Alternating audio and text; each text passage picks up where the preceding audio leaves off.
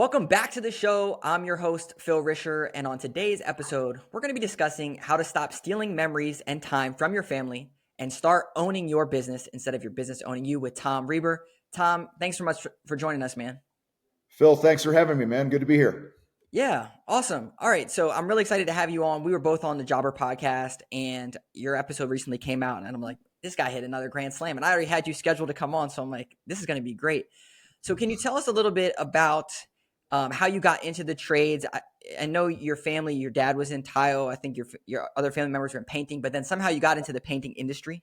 Is that right? Yeah, my uncle and grandfather were painters. My dad was a tile guy, and as my dad got older, he got shorter. My uncle stayed the same height because he wasn't hunched over all day like a tile guy. So when it was time to go to work for one of them, plus my dad was a jerk on the job site. He was a total ass.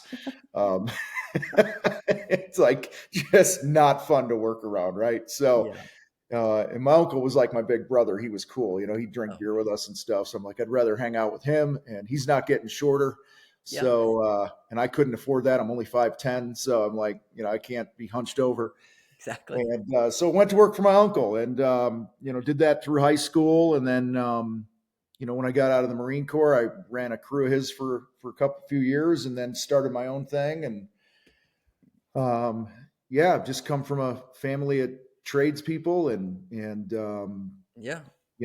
actually did everything I could do to not work in the trades, because I just saw, again, and I'm not ripping on my family here necessarily, but I just saw contractors that were tired, broke, you know, too many ups and downs. They were dirty at the end of the day. And I'm looking at all my buddies and their dads who were doctors and lawyers and whatever else they did. And, they seemed to have, the life, and we Yeah. were always broke, never went on vacations or anything. So, yeah, I spent a lot of years trying to not be in the trades, and then ended up just going, this is where my people are, and it's pretty cool stuff that we do, and I was more the problem than the industry, right? So Yeah. So with the painting business, I've heard you say this, like not the best painter, but really good at sales in some yeah, aspects. Is that right? well, yeah, I'm like barely average as a painter, Yeah. and just quite frankly, I don't like it. Yeah. Like I like going, like I like throwing the whites on for maybe a day, Yeah. and just being around the guys and that whole thing. I like the camaraderie of being around the crews and stuff, but I just don't enjoy it. I am not a craftsman. Yeah. I'm not a trade crafts. I'm a business craftsman, if Ah, that makes sense. yeah. So That's right. I get fired up about the game of the business, and painting is just the thing that we happen to deliver, a service through, or what we did. So yeah, Yeah. it's And I think a lot of times people they hold on to that technician mindset without actually going in to build the business. And something I think that was unique about you, you ended up partnering with your competitor or something. Is that yeah, right? it was a guy we met. We were mixing paint in the paint store one day. We were both standing there waiting, and I don't know. We just struck up a conversation, and then we ended up grabbing a bite to eat, and we'd run into each other over the course of the next few months, and fast forward another 3 or 4 months, we partnered together and had about a 10-year run with that, and Yeah. it was a great experience. It was a good partner, and just I sold my half of the company in 2012 because I just felt there was a next chapter for me, um, and we wanted to move out of state. We lived in Illinois at the time. We were looking at moving here to Colorado, where we're at now, and Yeah. so it was just kind of one of those seasons of life, and it was tough at first because you become known for something in the area, in the community, and your own identity, Yes. and then one day, you just don't do it anymore, and so it was actually one of the best things that happened to me, in the sense of just figuring out what really fires me up and who I am and who I want to be and the impact I want to have in the world. I was just feeling like it was time for a change. Yeah. Did you ever think, hey, I'm going to go out to Colorado and start, version 2 of this painting company? Or was it like, I want to be, I want to start this business coaching contractor fight? Or, Yeah, well, I had already, I was already speaking and doing some coaching, Mm, on the tail end of me owning the company.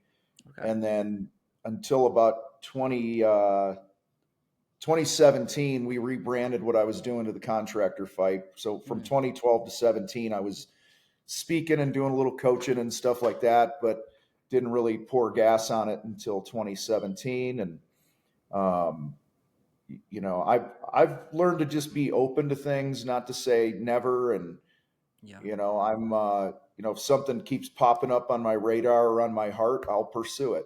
That's just kind of I think that's the universe or God or whatever you want to call it, poking you and going, hey, you need to look into this. And, so I get the itch every now and then. So. Yeah, very cool. So with Contractor Fight, tell me who are the people in there? Who are you serving? What are you doing? What is Contractor Fight?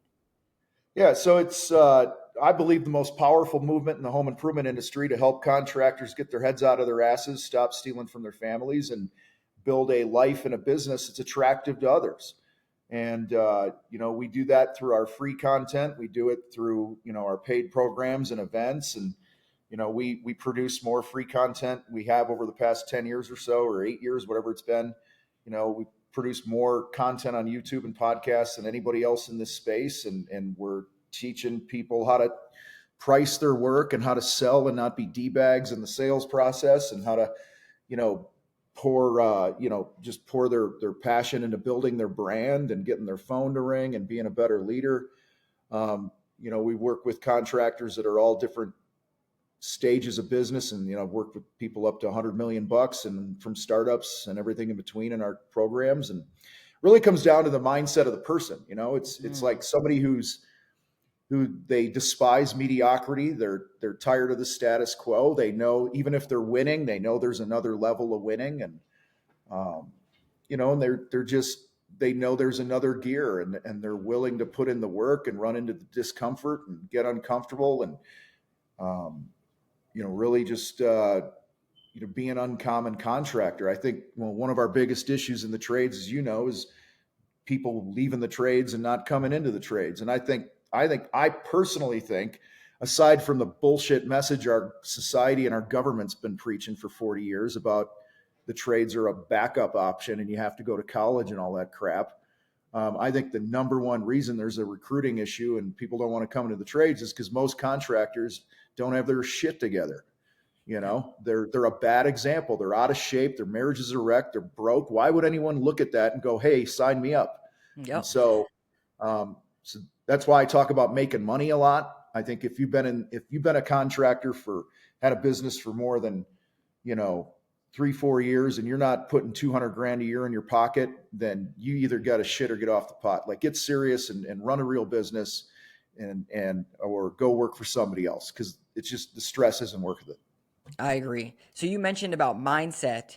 Would you say that it's more about, which would you say is more important? Like the mindset of the person, or like knowing your numbers and dialing in your numbers? And it could be both, but like, where do you start with people usually, or how does this progress?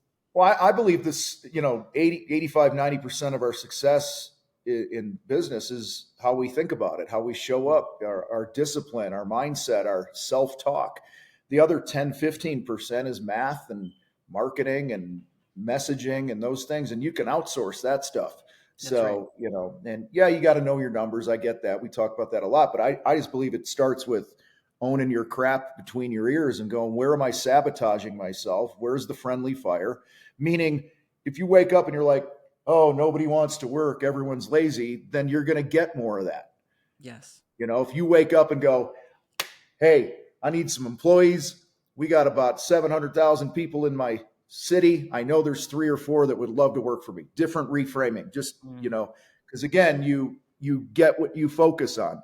Yes. And a lot of contractors, they're like, oh, we could never charge this for our work or whatever. Okay, you're right. If you believe that, then you're right. You won't. And so, everything starts with the way you think. And at some point, it can't be just like sitting around the campfire doing these little kumbaya exercises and going, it's all mindset. You got to get off your butt. You got to execute and attack and be consistent and understand that success is inconvenient. It doesn't care how you think about or feel about something.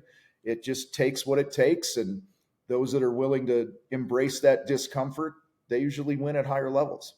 Yeah, I agree. I think you have a good saying for this. I forget what it is, but if you're a slob, your marriage is a wreck. Yeah. You don't spend time with your family. You Mhm. don't track your personal finances. You have no idea what's going on. What do Yeah. you think is going to happen with your business? If you tighten up all these other pieces, well, hey, your business is going to be just naturally tightened up. Well, there's the old saying that, how you do one thing's how you do everything. And, the success is an inside out game. It starts with a strong you, a strong home, then a strong business in that Yeah, order. And that's most of it. us have it flipped.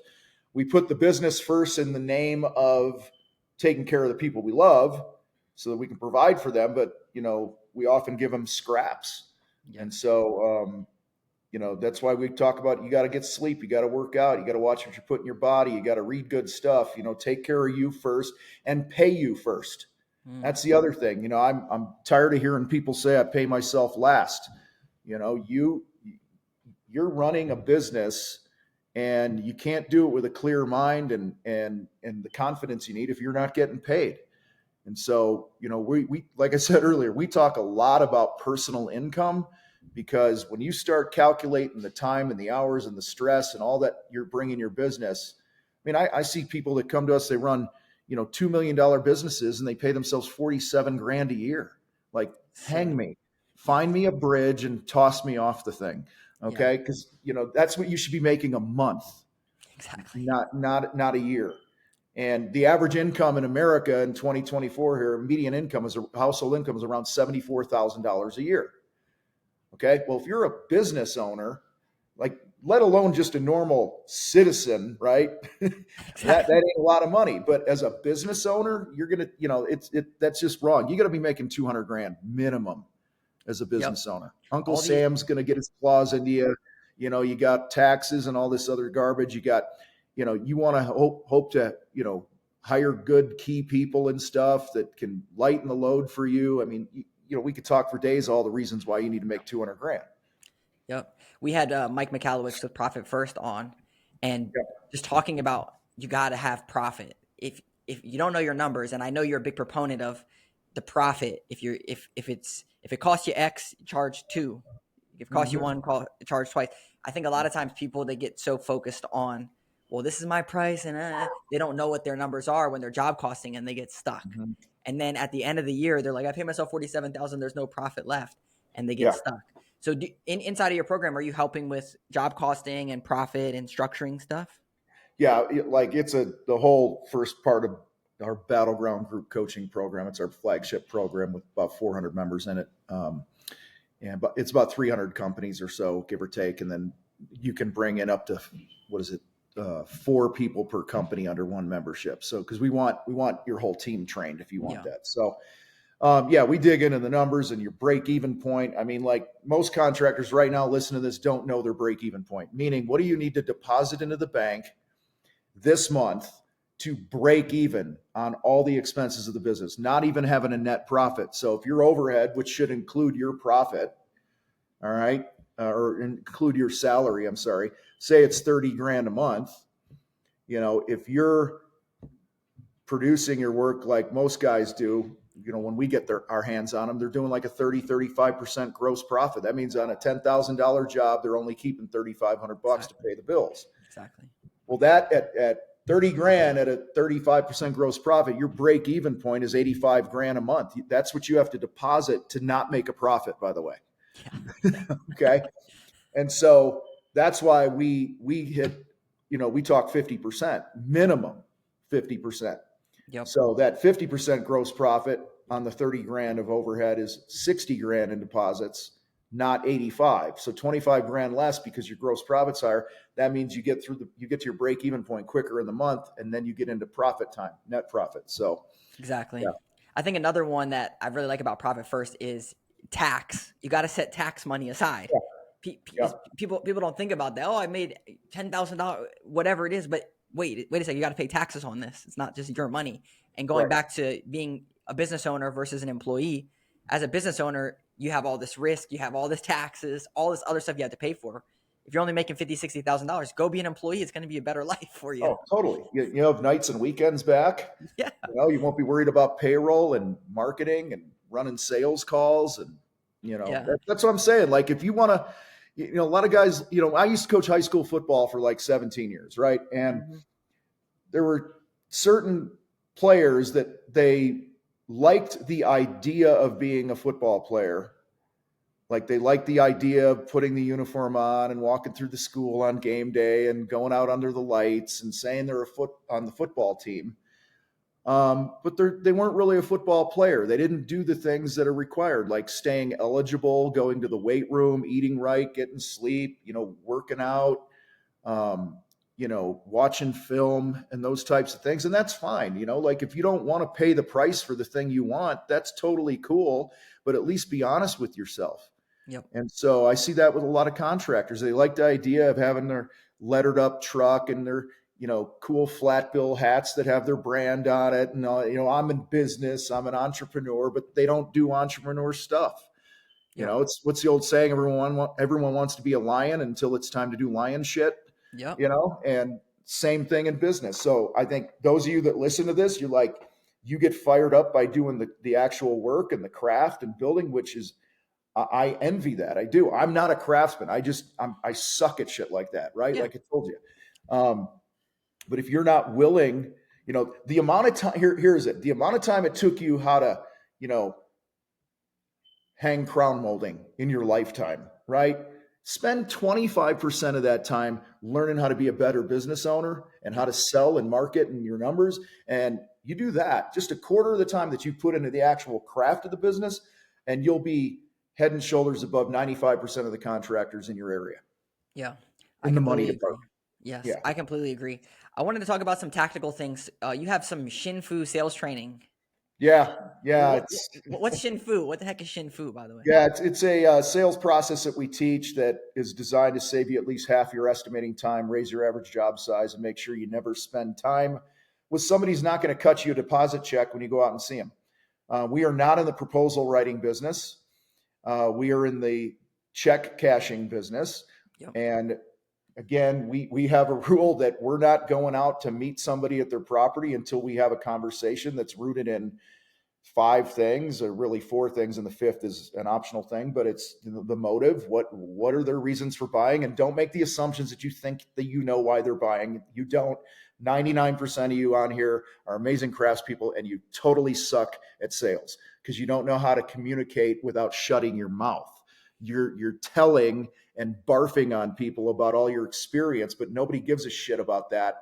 Not everybody does. Not saying these things aren't important, like, the materials we use and the years of experience, and we don't use subs, we do use subs, all this other crap, right? We're a member of this organization, we won these awards. These are all great things, but they're not necessarily important to your prospect. And Correct. so step one is about uncovering their reasons for doing the project and hiring somebody and choosing somebody, not barfing all yours all over. Then we're going to talk about money.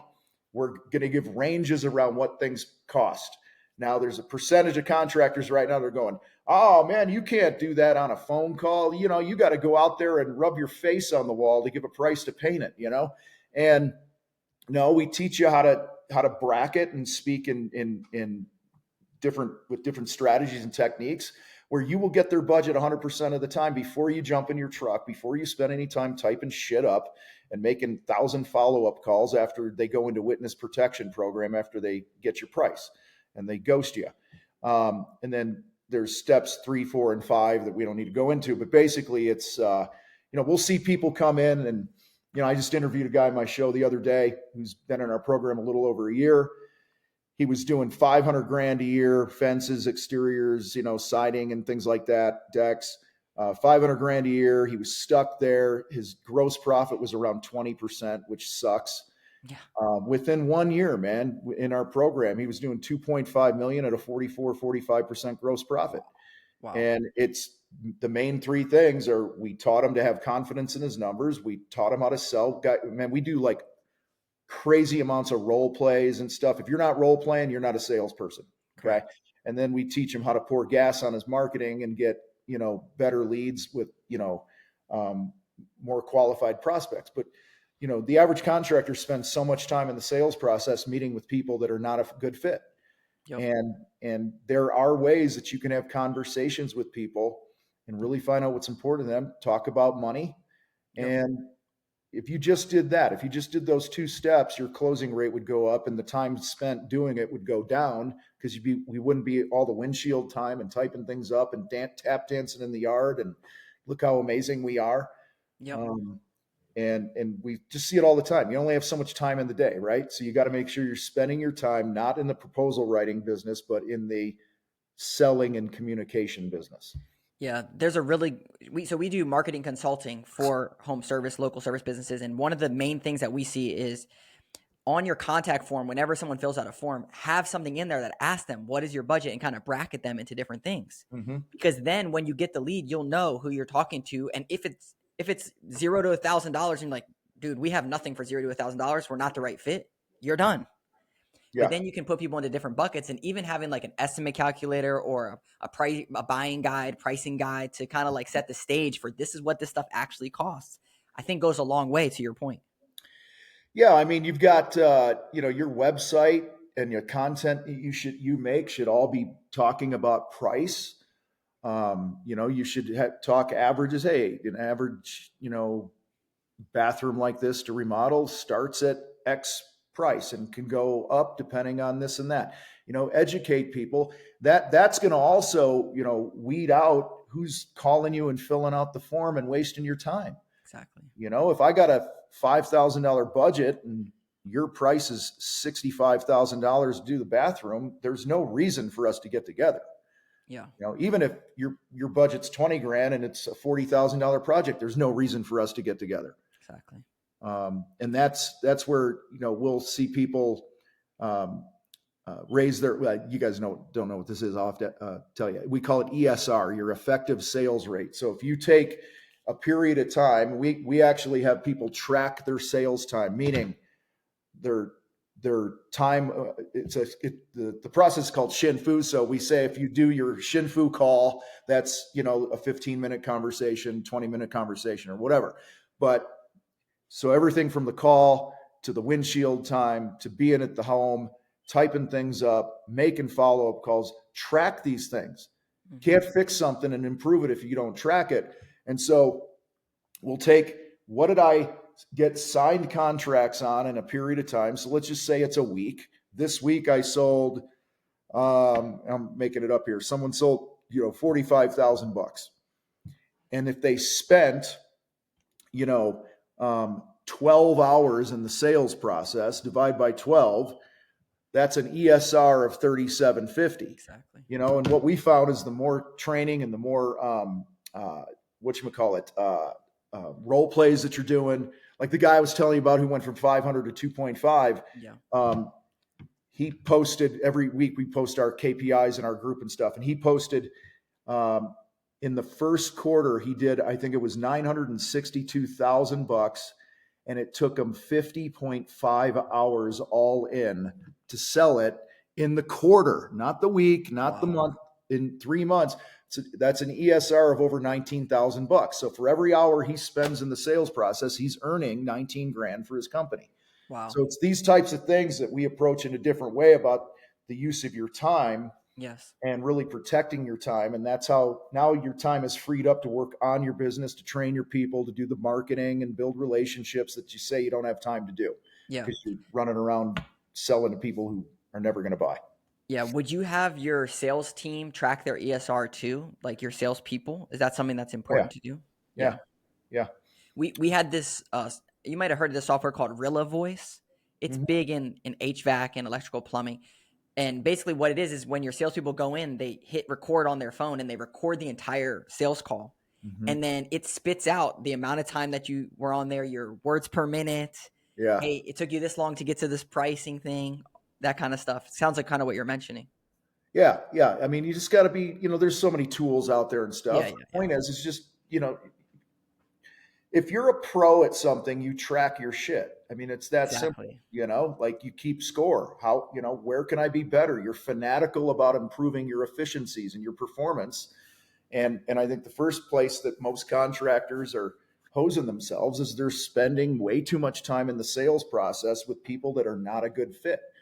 That's Again, right. To your point of why you want to have things on your website and the pricing and And what I found whenever I had the budget thing on my forms on my painting company, like what's your budget, people would like, um, they'd fill in like, uh, they'd lie. Let's just say they'd lie. Yeah. Because when you come out and ask somebody, hey, what's your budget?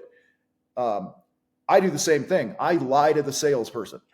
We all lie to salespeople. Yeah. But if you bracket, if you're like, hey, Phil, based on what you're telling me here, this basement, we could go, crazy with all the bells and whistles and features that I won't bore you with right now, but something like that, you're looking 150, 200 grand. Or we could just come in and keep some of the bells and whistles out and give you some of the things you said were important. And maybe we're looking at, 75 to 100 grand. Which of those conversations does it make sense for us to have? When you ask it that way and you bracket two different ways, they will opt into one of those, or they'll totally opt out of everything. Sometimes they'll say, oh, it's in the middle. Sometimes they'll be like, oh, 75 to 100. We got like 74 other bids, and those were, all under 50 grand. Yes. And by the way, this is on a phone call before you're wasting your time and you become the 75th victim, okay, who wasted his time. Yeah. Man, that's so good. So in the Shin Fu, what would you say if someone's like, hey, Tom, thanks so much. Let me talk it over with my spouse and I'll get back to you. Kicking the can down the road. Well, I totally get that. What do you think she's going to say? She's going to say, that's too much. Okay. Would it make sense for us to get her on the phone? Get the conversation going. Yeah. Or, by the way, step 4 of our process is called the influencers.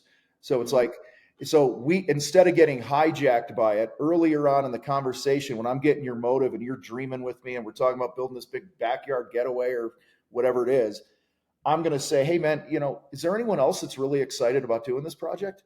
Yeah. Oh, that's my wife. Oh, cool. What's her name? And you're going to build that rapport and that relationship, and I'm going to try to pull her in. And this isn't like, if they say like, hey, my spouse is on board, we're good.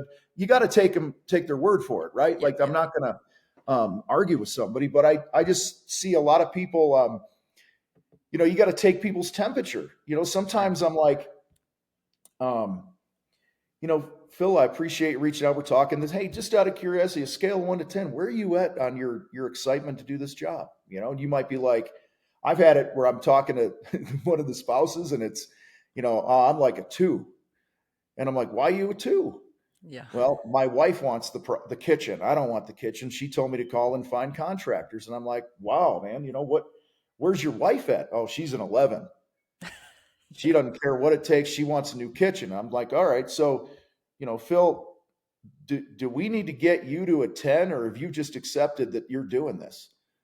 Yeah. Like you just have open, honest conversation, and we agree to not bullshit each other. And sometimes we're a fit, and most of the times we're not. And that's okay. Yeah. This is why you'll also have to market like your next meal depends on it. Yeah. And you sell like you're independently wealthy.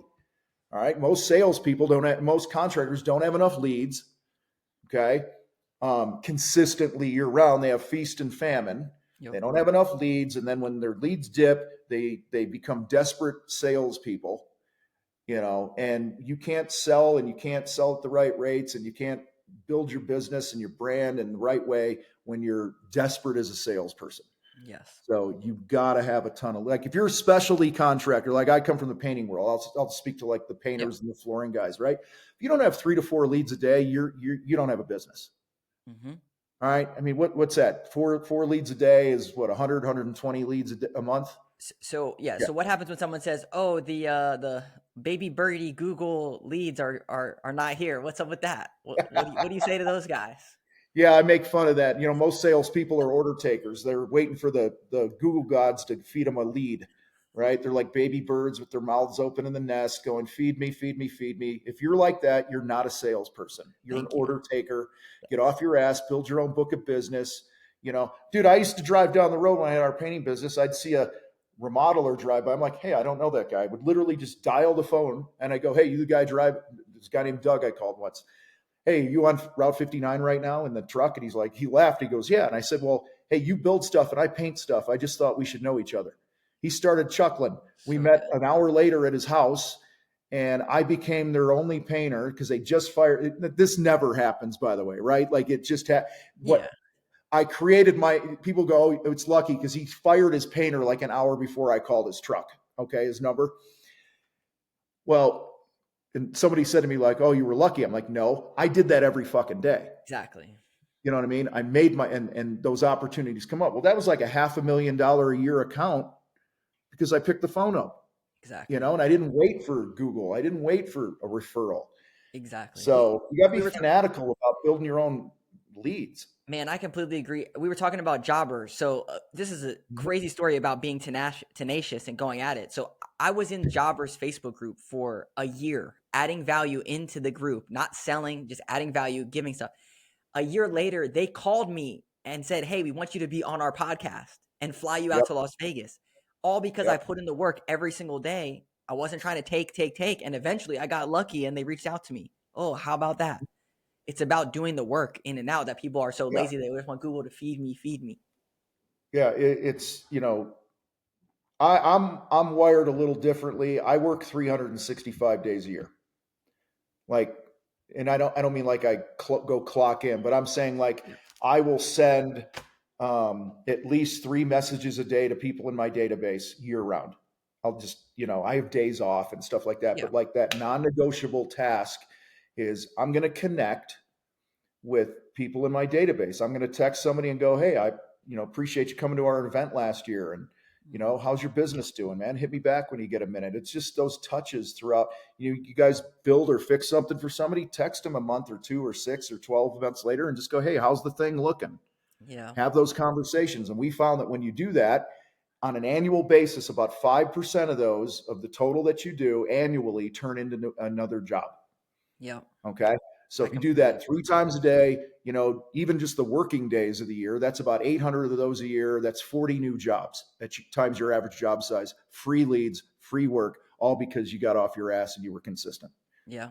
I completely agree. We have a saying at Flash, you can't get lifetime value if you don't have a lifetime relationship.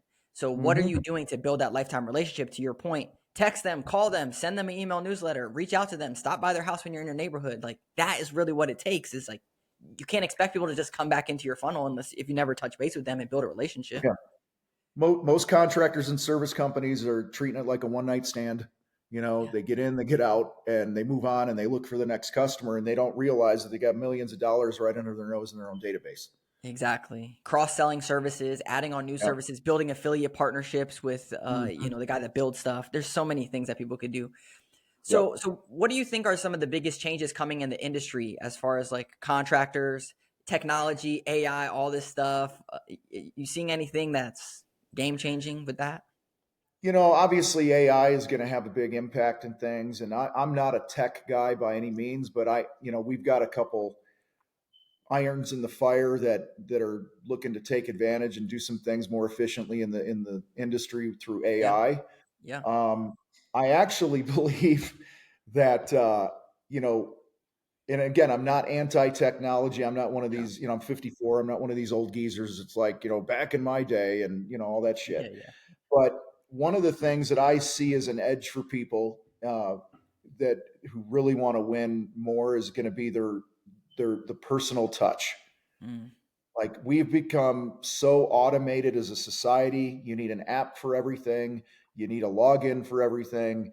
My wife goes to one of her doctors, and they're always like, download our app, and she's like, no, I would like to pick the fucking phone up and call you when I want an appointment. Like, exactly. it's just, I don't need another app to manage. I don't need this and that. You know what I'm saying? So I just think leaning into that personal relationship. When we send these messages, we don't send them by bulk through our Exactly. emails, or it's literally a text going, hey Phil, man, we built that thing for you last year, how's it looking, Tom? Yeah. Like it's personal. And I, Yeah. I think those that lean into the discipline of that human touch and really going deeper into that are going to actually have an edge, and they're going to make more money. Again, I'm not saying you don't have automations and things like that, but I just think, that's where I feel it going, because everybody I know, the friends we have and this and that, they're tired of like not talking to human beings. Yeah. And Man, you I, know I totally agree. That's actually why I call the company Flash Consulting, because a lot of digital marketing companies is just automated emails and reports that get sent out to people. There's no human touch. There's no, hey, pick up Yeah. the phone and text me or call me or emails or meetings. It's just automated marketing stuff. So I'm like, there needs to be some human touch. And I completely agree that contractors can fall into that trap. And then you Yeah. lose the edge of what makes you different, of who you are, what you're about. It's hard to articulate that when you don't have that human touch. Yeah. And, you know, they're like, listen, there are some people, my wife's one of them. Like, she's not an email person. So you could be sending her emails all fucking day with your business stuff. She's not going to see them. Yep. Like, she does everything she can to avoid her email. And there are a lot of people, and listen, we're in our 50s.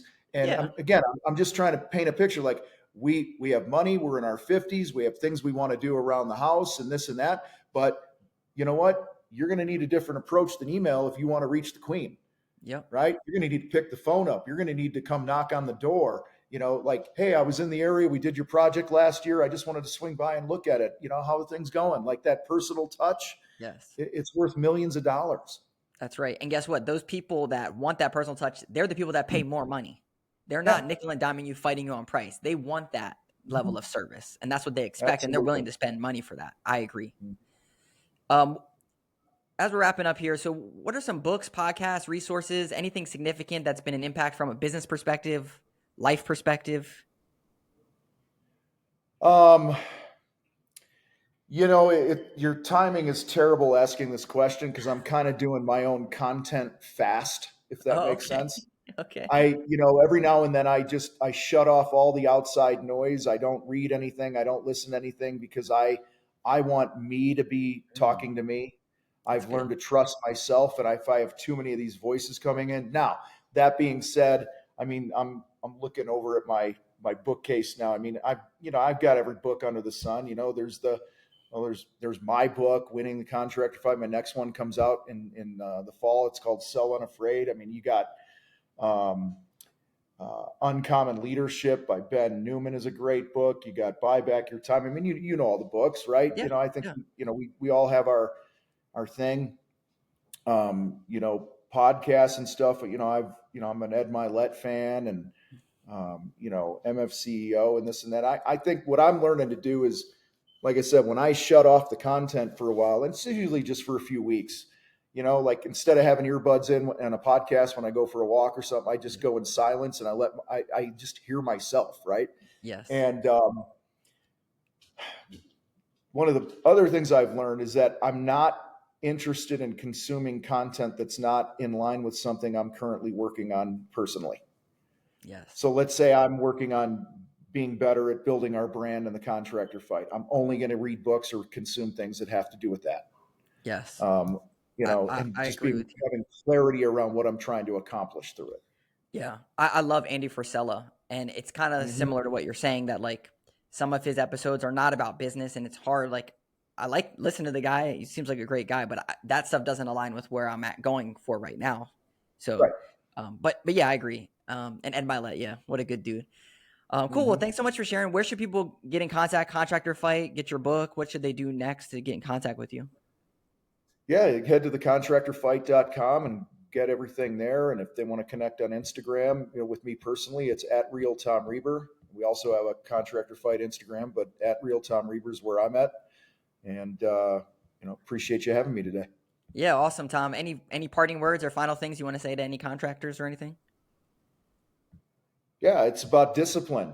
You know, everything you want's on the other side of you being disciplined. You're not where you want to be right now because you lack discipline in a certain area of your life. So here, my last challenge for you is this. I want you to identify the number one discipline that you have control over, that is a daily discipline that when you do it, you win more in your business. Okay. So it could be prospecting, right?